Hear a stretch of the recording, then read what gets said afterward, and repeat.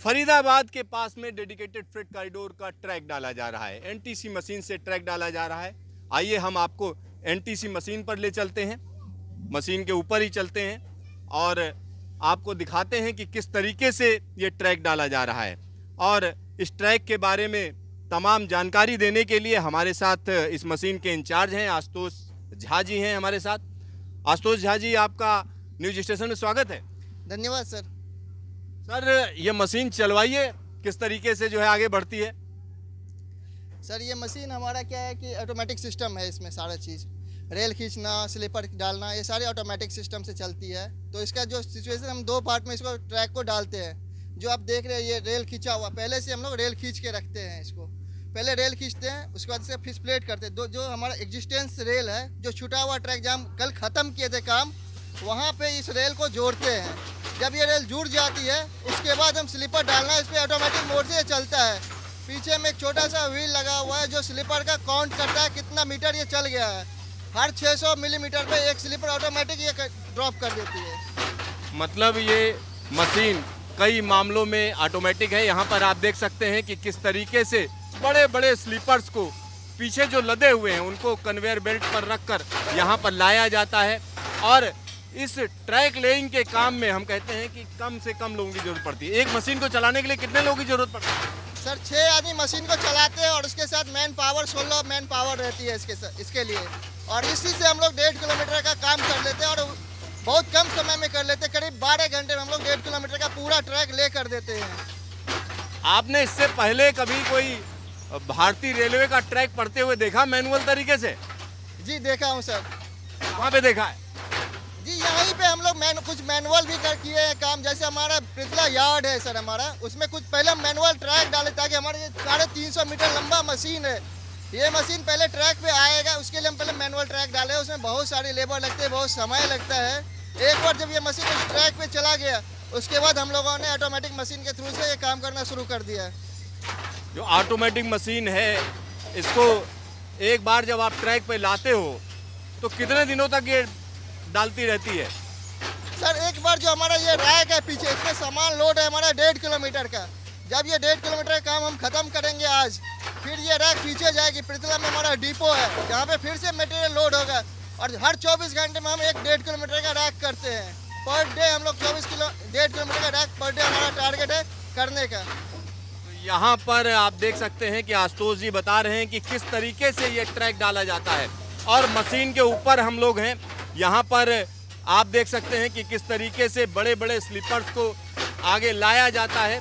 और जो ये ट्रैक है, ये ट्रैक लंबा ट्रैक है, 260 मीटर मैंने सुना है। तो कितना वजन होता है और एक बार में कितनी पटरी लेकर आते हैं आप? एक बार में जैसे हम बताए आपको, एक बार में हम 1.5 किलोमीटर का एक दिन का प्लान रहता है। तो हमारा एक रेल है 250 मीटर का, तो हम टोटल 12 पटरियाँ उधर से उठा के लेके आते, इसमें लोड करके लाते हैं इधर में। और 2500 स्लीपर लगते हैं टोटल 1.5 किलोमीटर ट्रैक लेइंग करने के लिए। अच्छा, ये मशीन किससे, डीजल से चलती है? सर डीजल से चलती है? ये सर डीजल से चलती है। और उसका जो फंक्शन सारे काम करते हैं हाइड्रोलिक से काम करते हैं।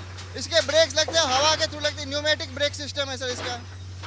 अच्छा, जब आप इसमें काम करते हो जिसमें 10-12 घंटे लग जाते हैं, तो यहाँ लेबर कैसे मैनेज करते हो, किस तरीके से? क्योंकि 12 घंटे लगातार काम करने वाली बात है, तो किस तरीके से आपका रोस्टर बनता है, किस तरीके से आप करते हो?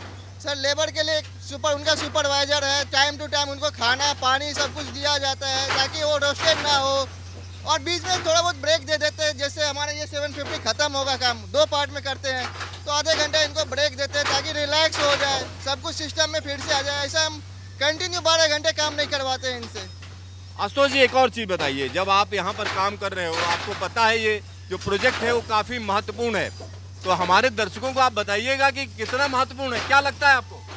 सर ये बहुत महत्वपूर्ण प्रोजेक्ट है सर हमारा। ये सारी रेल से जुड़ जाएंगे हमारा। अगर मुंबई से लेके चेन्नई तक का जो अभी हमारा सफ़र है, एक सप्ताह में हम एक ट्रिप ही कर पाते हैं।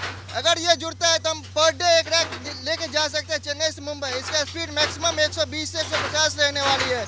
और ये सिंगल डेकर नहीं, डबल डेकर, आप जैसे कि देख सकते हैं इसका पोल का हाइट ये डबल डेकर के हिसाब से बनाई जा रही है। जो इंडियन रेलवे है वो सिंगल डेकर के लिए ही बनाई है हमने। तो इससे हमारी बहुत सारी अर्थव्यवस्थाओं में चेंजेस आएंगी। ऑलरेडी हम लोगों ने इससे रेवाड़ी से लेके पालनपुर तक काम कर चुके हैं, जो एलएनटी करा है यही मशीन थी उधर में भी, और उधर में काम बहुत तेजी से चल रहा है। डीएफसीसी अपना ट्रेनें दौड़ा रही है उधर में। यहाँ पर आप समझ सकते हैं कि ये ट्रैक काफ़ी महत्वपूर्ण है।